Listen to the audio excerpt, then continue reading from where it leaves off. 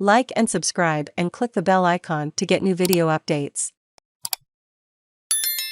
U.S. President Joe Biden is convinced Russia will invade Ukraine in the coming days. U.S. President Joe Biden says he is convinced Russian President Vladimir Putin has made a decision to invade Ukraine, and though there is still room for diplomacy, he expects Russia to move on the country in the coming days.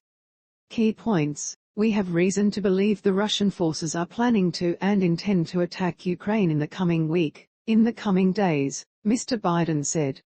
We believe that they will target Ukraine's capital, Kyiv, a city of 2.8 million innocent people. He cited the United States' significant intelligence capability for the assessment. Mr. Biden's comments came after a phone call with the leaders of Canada, France, Germany, Italy, Poland, Romania, Britain, the European Union and NATO, the White House said. The leaders pledged to continue pursuing diplomacy while preparing to impose swift, coordinated economic costs on Russia should it choose further conflict, according to a White House readout of the call. They also discussed efforts to ensure the defense and security of NATO's eastern flank, the White House said. Prime Minister Scott Morrison echoed the concerns of Mr. Biden, suggesting a Russian invasion of Ukraine appears to be regrettably inevitable. Read more. He said Australia was sharing intelligence with allies, and Russia was looking to manufacture a reason to move into the country. There hasn't been any withdrawal of Russian troops from the borders, he said. The pretense is being sought for an invasion. There is no pretense for an invasion into Ukraine. There is no justification for it. There is no provocation of it. Russia has only one decision that it can make, and that is to withdraw, to not proceed with this invasion. Mr. Morrison suggested any attempt to leverage the threat of invasion into any other agreement or changes Russia might be seeking would not be tolerated. Australia is already providing support to Ukraine in defending against cyber attacks, and Mr. Morrison said discussions were underway with allies as to what else could be offered. But he made clear a military intervention, like a deployment of troops, was not on the table. Australia has not been asked, and nor would we provide support through troops or anything of that nature, he said. We work with allies and partners in many other ways, and we will seek to do that with the practical things we can do to assist those efforts.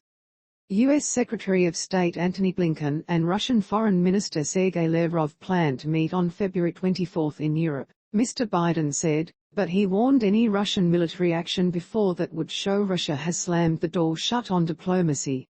Read more. U.S. Vice President Kamala Harris also met with NATO Secretary-General Jens Stoltenberg at the Munich Security Conference on Friday, expressing concern amid the build-up, and vowing to stay in close contact with NATO and U.S. allies.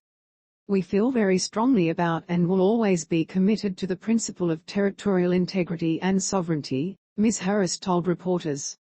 We remain of course supportive of diplomacy as it relates to the dialogue and discussions we've had with Russia, but we are also committed to taking corrective actions. Mr. Biden reiterated his threat of massive economic and diplomatic sanctions against Russia if it does invade, and pressed Mr. Putin to rethink his course of action. He said the US and its Western allies were more united than ever to ensure Russia pays a price for the invasion.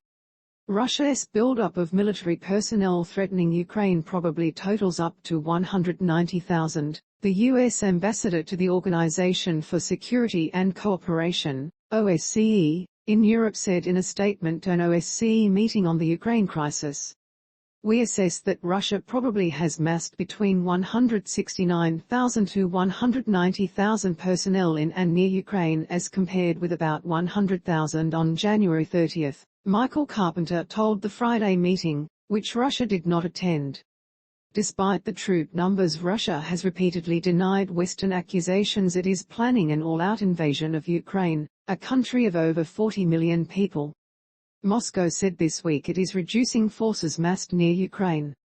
Western countries say they believe the opposite. More equipment and personnel are arriving and making the sort of preparations normally seen in the final days before an attack.